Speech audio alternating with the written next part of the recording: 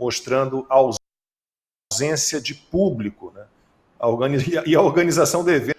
Os olhos dos brasileiros do Brasil estão todos voltados para o Senado Federal, e a gente conversa agora com o senador Eduardo Girão. Senador, seja bem-vindo mais uma vez ao 4x4, boa noite. E aí, expectativa enorme do Brasil, o Brasil nas mãos praticamente do Senado Federal. O que o senhor pode trazer de esperança para o povo brasileiro, senador? Bem-vindo. Muito obrigado, Lacombe. Muito boa noite, Rodrigo, Ana Paula. Uma honra estar aqui com vocês novamente e dizer que o que me sustenta é a fé, é a esperança de ver os brasileiros de bem, com todo o medo que foi imposto a eles, né, com tanta injustiça, com presos políticos, com todo tipo de barbaridade, de censura, terem comparecido às ruas do Brasil. Do Brasil. É claro que a grande mãe foi em São Paulo, foi lindo, mas foi lindo em outros estados também, que mostraram o seu valor, porque as pessoas não têm dinheiro para comprar passagem, para ir, que querem se manifestar, né? Então foi bonito, pelo menos o que eu vivenciei em Fortaleza, na Praça Portugal, colegas meus que foram em Minas Gerais e participaram. Eu acho que se tivesse tido um incentivo maior, teriam enchido todas as ruas do Brasil e ecoaria mais dentro do Senado. Mas a gente vai chegar lá, com toda certeza. Amanhã é um dia especialíssimo para nós. Falei com o presidente Rodrigo Pacheco hoje, e ele vai nos receber, uma coisa protocolar, né, onde nós vamos entregar apenas o pedido de impeachment, e vamos começar uma série de cobranças caso ele não ande, né? Porque existe essa água morna, como é que tem aquela gato escaldado tem medo de água fria, né? Então, como a gente já tem 60 pedidos de impeachment lá engavetados, esse que vem com a força aí de mais de 150 parlamentares, com 1,5 milhão quase de assinaturas até agora, com a robustez, né? São vários itens que foram catalogados de abusos, de arbítrios, com direito até um brasileiro morto sob a tutela do Estado, que é o Clériston Pereira da Silva. E a gente elencou todos esses itens com o doutor Sebastião Coelho assinando essa petição, né? Essa denúncia, e acredito que a gente vai ter aí amanhã mais novidades ainda na entrega desse pedido de impeachment, que eu tenho muita fé, com tanta gente no Brasil orando, com esse movimento começando a virar. Já são 31 senadores, né? Estava 23 anteontem, então foi crescendo esse movimento, e eu acredito que não tem clima mais dentro do Senado para outra matéria. Não tem atmosfera para ficar se debatendo outro tipo de assunto, que não seja o Senado, nos seus 200 anos, cumpra finalmente o seu dever constitucional de investigar um ministro do Supremo.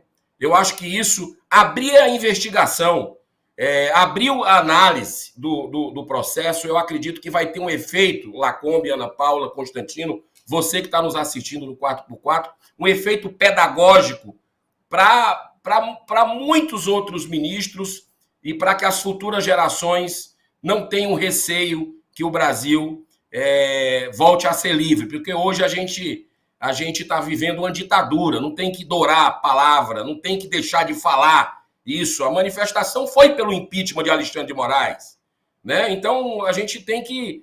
chega uma hora que é a hora da verdade, né? Então nós já tivemos a chance de fazer a CPI da Lava Toga no Senado no começo do mandato, em 2019, e essa CPI não teve a boa vontade, inclusive do próprio governo na época, para caminhar.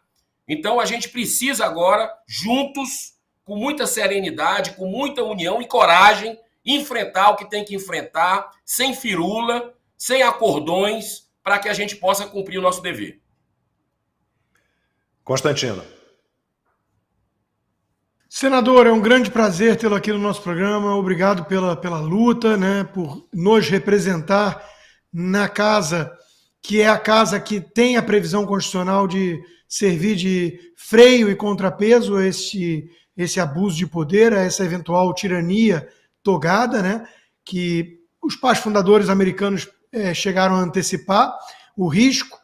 E a pergunta que eu lhe faço é a seguinte: um pedido de impeachment, como todo mundo sabe, precisa de pelo menos 2 pilares, né, a questão jurídica e a questão política.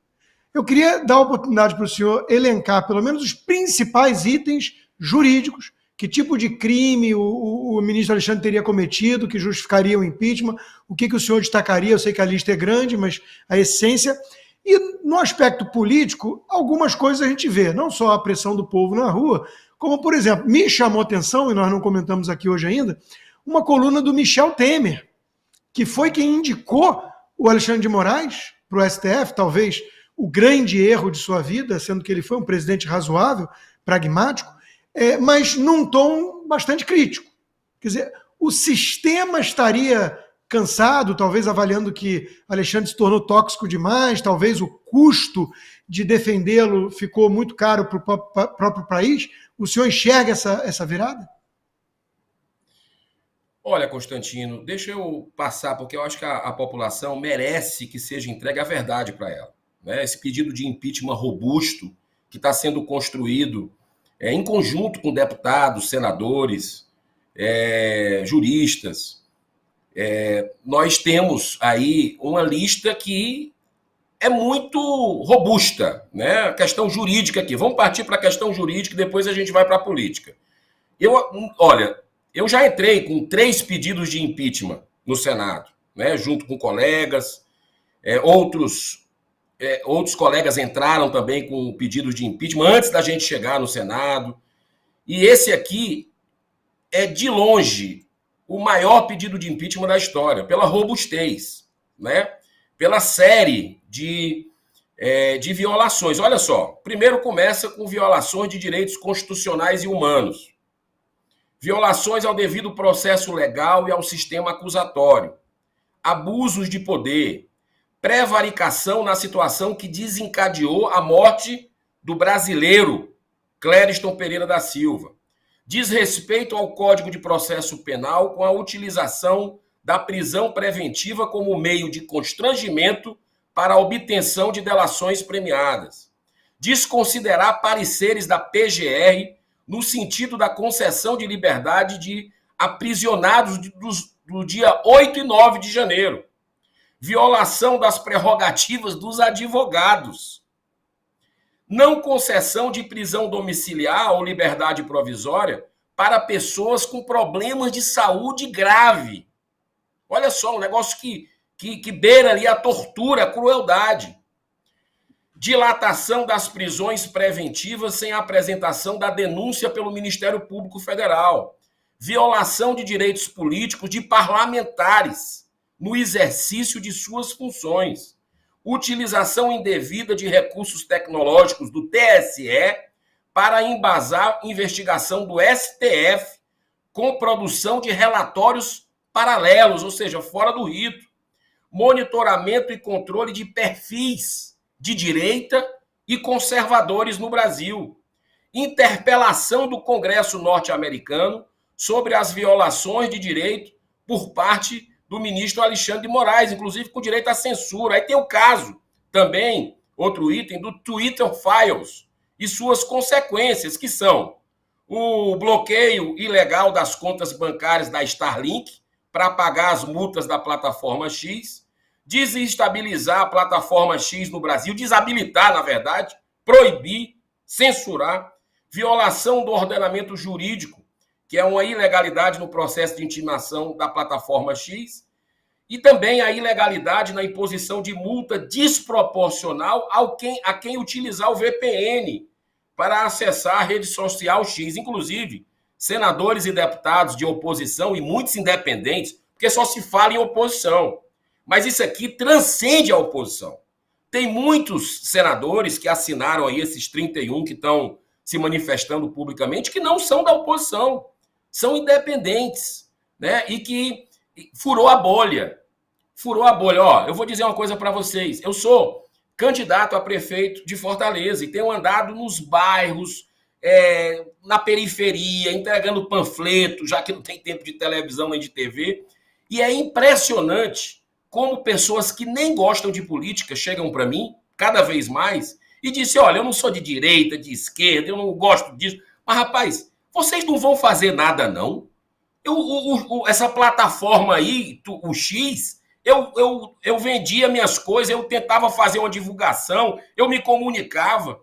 Então, 22 milhões de brasileiros órfãos é algo absurdo, surreal. É como se, a gente sabe, é China, Turcomenistão, o Venezuela, a Nicarágua. Nós estamos nesse rol de países, né? E o que a gente vê, Lacombe, Ana Paula, Constantino, você que está nos assistindo, né?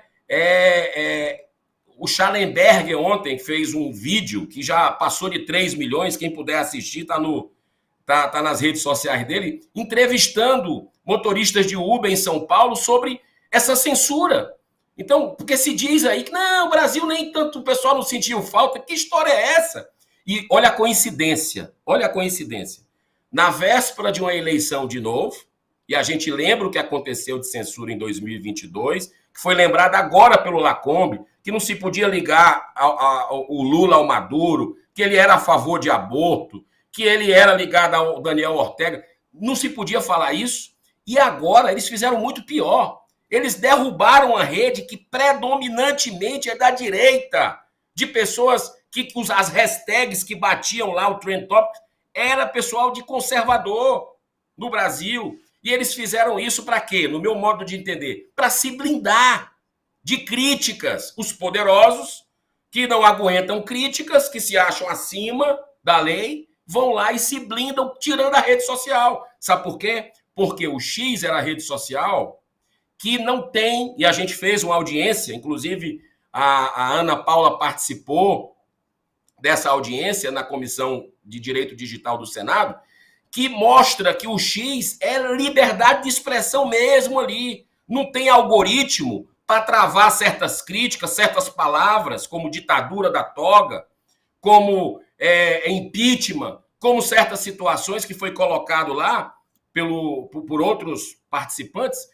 e por isso que o X foi a bola ali principal. Então, chega, já deu. A gente tem que, de forma ordeira, pacífica, respeitosa, como tem que ser, voltar às ruas, voltou o brasileiro, mas não pode parar, tem que ter todo mês, né? E que a gente possa cumprir o nosso dever com os senadores e deputados. Eu vejo um clima político diferente, né? Porque, como eu falei, furou a bolha e a reclamação, a grita no Brasil é geral, né? Uma violação desse tamanho que deixou 22 milhões de brasileiros. Não é uma coisa para você botar a cabeça no travesseiro e achar que não aconteceu nada, né? É uma violência muito grande com o brasileiro.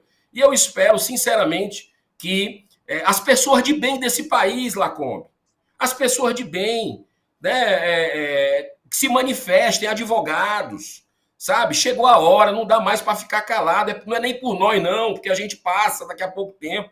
Isso é uma coisa muito séria o que está acontecendo no Brasil. Se as pessoas de bem, empreendedores, políticos, que deixarem de pensar no seu interesse pessoal, né, no seu projeto, se pessoas de qualquer situação, de qualquer área, jornalistas, puderem atuar de acordo com a sua consciência no aspecto do que é correto, do que não é, colocar a sua opinião, como a gente tem visto aí, editoriais no Brasil, furando a bolha que a gente não imaginava. Série de reportagens como o da Folha, escancarando o que está acontecendo, o editorial de hoje do Estadão. Então, que isso contagie, porque o bem, a verdade e a justiça contagiam as pessoas. O mal contamina, a covardia contamina, né? Então, assim, eu acredito que chegou a hora das pessoas de bem, não dá para esperar. As pessoas de bem precisam se manifestar. Essa é uma onda que precisa acontecer no Brasil para que a gente possa preservar os nossos filhos e netos, as futuras gerações. Não diz respeito só a gente. aos nossos projetos políticos pessoais. Diz respeito às futuras gerações desse país magnífico que é o Brasil. Esse país que tem tudo para estar no topo do mundo, que tem água em abundância, que o agro já bate o PIB do país vizinho, que é a Argentina, só o agro do Brasil, né? Que o turismo tem tudo para decolar se a gente tiver políticas de segurança e de infraestrutura, que você tem a maior nação católica do mundo, a maior nação espírita do mundo, a segunda maior nação evangélica, quase chegando na primeira do mundo. Todo mundo se relaciona bem, um povo honesto, trabalhador, digno, criativo, empreendedor. Nós temos tudo para estar no topo, se os políticos não atrapalharem, não ficarem fazendo jogo de cena, né? As ruas são do Brasil, não pertencem a ninguém. Nós precisamos, como as grandes mudanças que aconteceram no país, foram através das ruas, né? Então, chegou a hora de a gente se posicionar e unir, agregar quem pensa com a gente, sem nenhum tipo de vaidade. Daqui a pouquinho a pergunta da Ana para o senador, daqui a pouquinho também o Constantino mandou aqui o print do artigo assinado pelo ex-presidente Michel Temer, que ele citou agora há pouco. Antes disso, quero agradecer a mais algumas pessoas que contribuíram com doações via Pix para o programa 4x4. Muito obrigado a todos vocês, essa é a única forma que vocês têm de nos ajudar neste momento. Nossa chave Pix está aí, apoio 4x4@digitalch.com, ou vocês podem usar o QR Code, qualquer quantia dentro das possibilidades de cada um. Muito obrigado, Ronaldo Guimarães Correia, Alci Lago, Michele Bruno, Marcelo Antônio Nero, Marcos Malaquias, Fábio Crivelli Murador, Luiz Sobrinho, Cleide Galdini, Márcio Silva, Deise e Leandro Opitz, Paulo Roberto Melo, Júlio César Mocchi, Alfredo, Maria Goretti, Roseli Martins de Souza, Gilda Maria, é o nome da minha irmã, por acaso, Gilda Maria Castro, Márcia Pereira de Moura, José Carlos Silva Souza, Madalena Ramos, Impéria Maria Queiroz Alves, Inaldo Fernandes, Josi Pirati, que doa todo domingo, muito obrigado, Paulo Costa, Adriano Almeida Furtado, Thelma Oliveira Dantas e Lúcia de Fátima Rabelo de Brito. Muito obrigado a todos vocês e também a quem eu não pude citar aqui ao longo do programa. Consta, a gente tem aí a manchete, né? O manchete, subtítulo da matéria que o Temer publicou no Estadão, na Folha e no Globo, né? Jornais que já foram os 3 mais importantes do Brasil, Consta. O vampirão é sinistro. O presidente Temer conseguiu realmente uma entrada, né? Porque eu acho que ele é o grande porta-voz, aí, articulador disso que se chama sistema, né? Os donos do poder e tudo. E a história, só para lembrar, né, Lacombe, lá atrás, era de história de nude da primeira-dama, né, da Marcela Temer e tudo. Aí ele foi pressionado, e aí o Alexandre de Moraes ficou encarregado disso, e como retribuição foi indicado pelo Supremo. Eu não sei o que há de verdade nisso tudo. O que a gente sabe é o seguinte, foi, obviamente, a pior decisão que ele tomou. Num bom governo, tinha aquela história do ponte para o futuro, foi um governo de ajuste, reformas, né, pragmáticas, e deixou esse legado terrível. Então, Michel Temer, é hora de, né, entregou o Brasil essa desgraça, esse sujeito aí com borderline, como a gente diz, está na hora de tentar, né, se articular para resolver o problema da nação. Era só isso. Mas o texto é uma crítica a essa postura, né, e isso, para mim, acho que tem um sinal importante.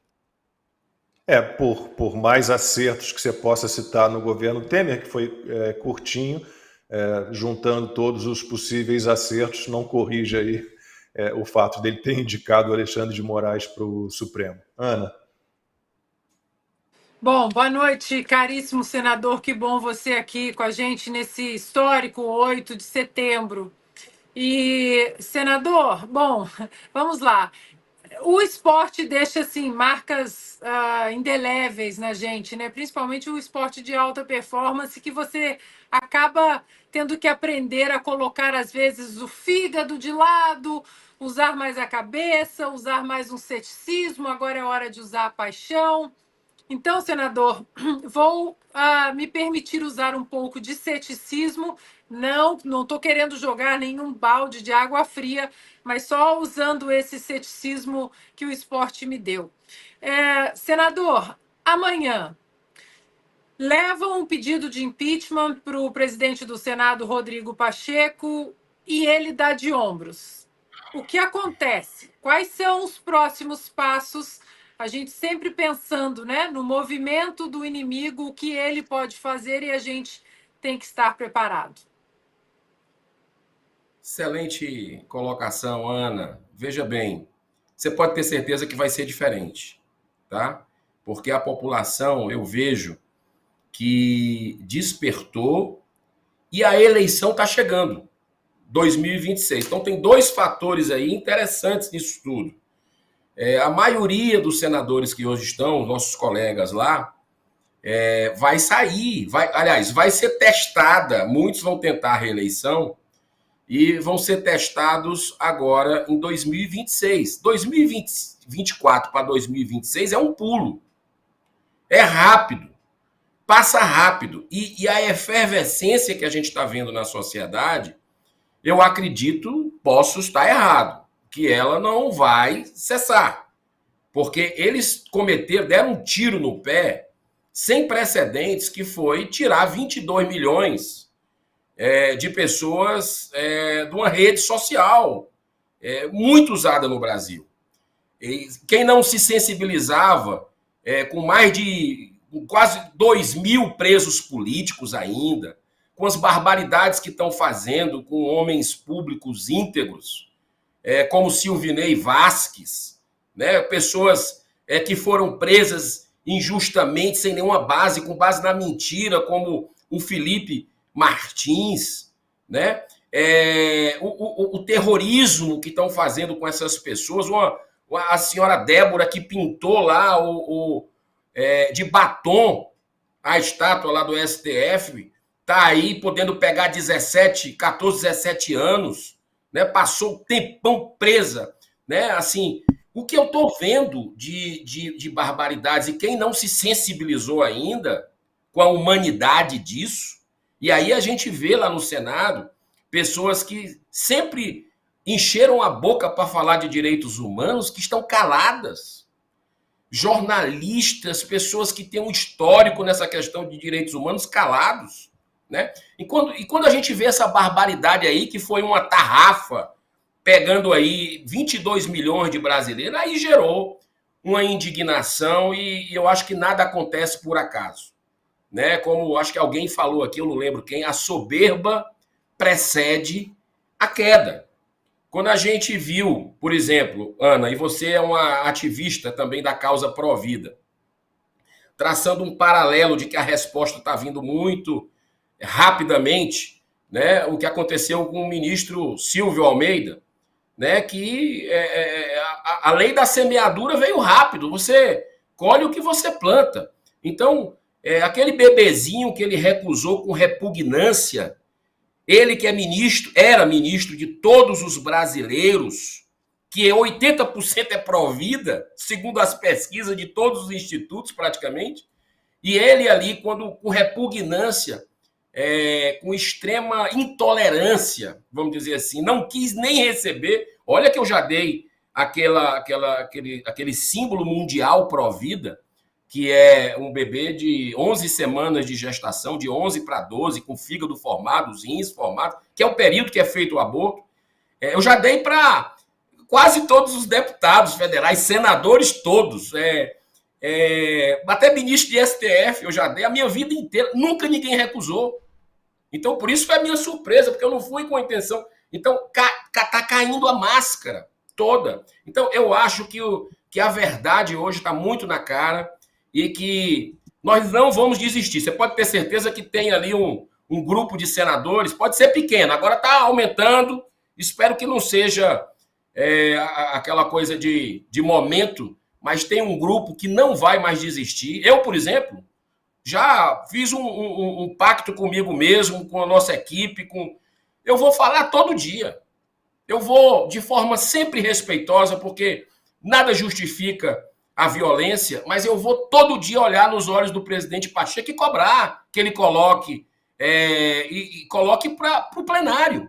Né? E nós temos outros recursos, sim, né? Não posso antecipar aqui, mas a gente, eu acredito muito na capacidade de reflexão, de bom senso do ser humano e também da sensibilização coletiva junto às autoridades. Então, nós vamos todos os dias fazer o nosso papel e tem alternativas para a gente conseguir que nos 200 anos do Senado Federal um pedido de impeachment seja analisado. Eu acho que a casa se levanta, se dá o respeito, porque hoje ela não está se dando o respeito, e atende a um desejo legítimo da sociedade brasileira, que não aceita o desrespeito à nossa Carta Magna, à nossa Constituição.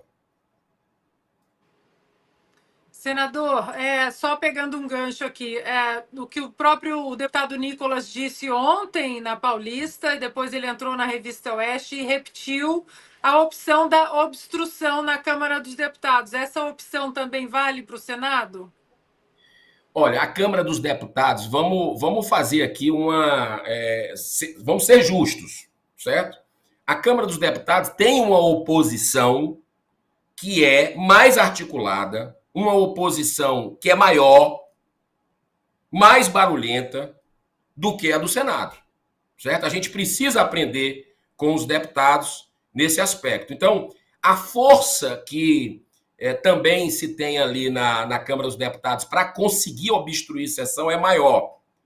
Então, o Senado, pelo regimento, a gente vai precisar que aqueles 31 até agora que se comprometeram com a população num site público aí, votos senadores, que tem 31 se manifestando pelo impeachment, vão precisar se mover com coerência. Olha, política, eu já aprendi em pouco tempo eu estou há 5 anos e meio na política, mas a base dela é coerência e integridade.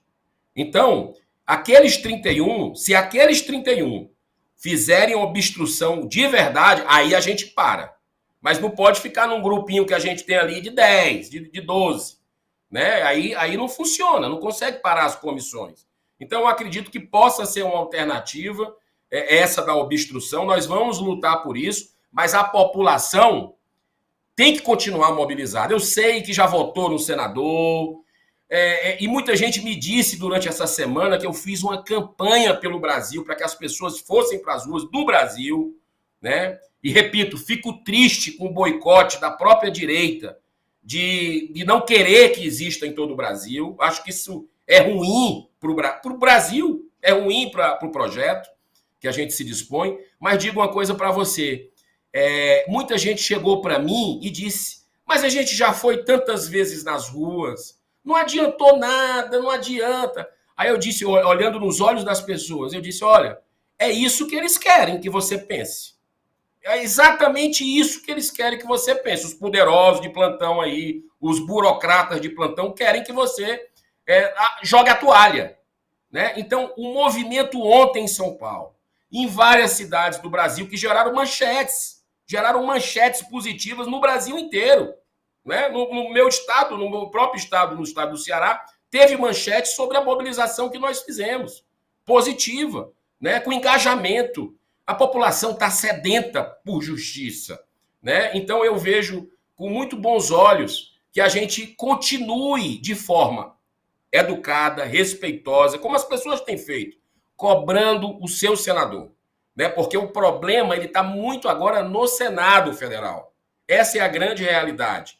O Supremo não está fazendo isso que está fazendo, alguns ministros, da cabeça deles. Primeiro, tem um corporativismo interno que protege, né? Um é o ponta de lança, no caso o Moraes, os outros seguram as pontas, né?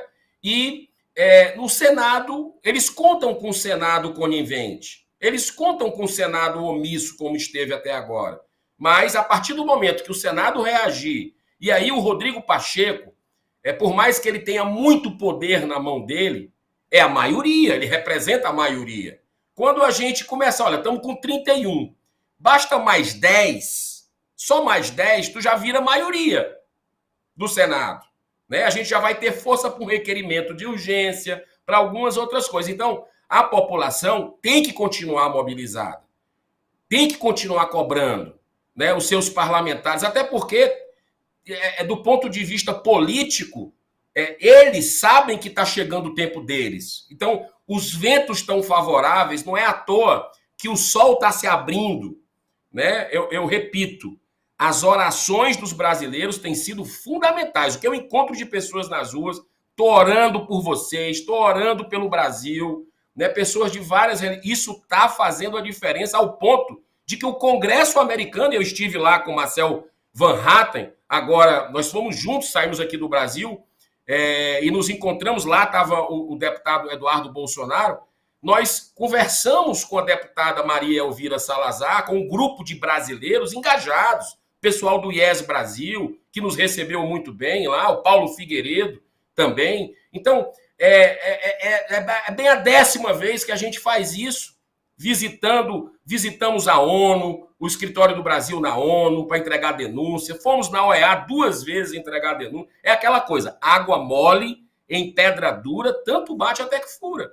Nós precisamos fazer a nossa parte. Qual é o papel dos parlamentares? É continuar com medidas legislativas, cobrando, parlar, né? Mobilizando como líderes a sociedade. Agora, a sociedade é fundamental que apoie esses deputados, esses senadores que têm publicamente se posicionado, porque essa onda tende a crescer, mas depende de todos nós e não de um grupo isolado. É isso, agora 10h21, horário de Brasília. Agradeço a algumas pessoas mais que fizeram doações via Pix. Leda Silva, Paulo Roberto Melo Alves, Antônio Gilson Arruda da Silva e Luciano Carvalho. Muito obrigado a todos vocês que contribuíram para a manutenção, né, do programa 4x4 no ar. A gente chega ao fim aqui, a nossa 30ª edição desta 4ª temporada do 4x4. Muito obrigado pela companhia de todos. Senador Eduardo Girão, obrigado pela sua participação mais uma vez. Boa noite, boa semana. Muito obrigado, Lacombe. Muito obrigado, Ana Paula, Constantino. Vocês são pessoas que eu admiro pelo trabalho incansável, pela capacidade, pelo conhecimento, pela maneira clara de expressar. Vocês estão despertando muita gente com o talento que Deus deu a vocês, né? E vamos continuar juntos, você que está nos assistindo até uma hora dessa, vamos continuar juntos com muita fé e esperança, a gente vai conseguir isso, né? Então, um grande abraço, uma ótima semana a todos, e amanhã às 16 horas estaremos lá, 9 horas cedinho, vou me encontrar com o senador Rogério Marinho, com o senador Marcos Rogério, para fazer os ajustes finais nesse pedido de impeachment robusto, que eu li para vocês as linhas gerais dele. E à tarde estaremos lá na presidência do Senado para entregar o pedido de impeachment que o Rodrigo Pacheco abriu o espaço para, assim como ele fez com os outros pedidos de impeachment, né, nós entregamos outros nas mãos dele na presidência. Amanhã nós vamos fazer isso e vamos iniciar uma nova campanha nacional. Ou melhor, continuar essa campanha vitoriosa nacional, e está de parabéns a todos que se mobilizaram e que continuam mobilizando da forma como podem. Grande abraço, Deus abençoe a nossa nação.